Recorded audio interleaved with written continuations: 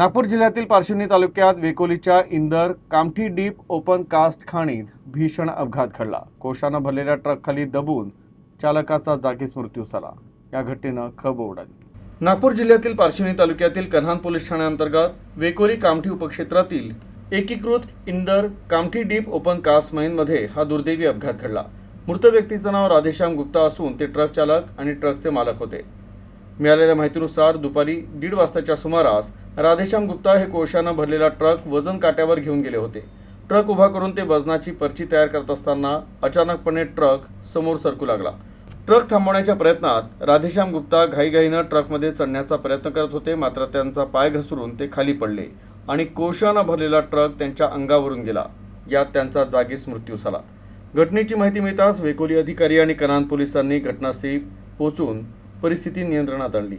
पोलिसांनी पंचनामा करून मृतदेह शवविच्छेदनासाठी कामठी उपजिल्हा रुग्णालयात पाठवला।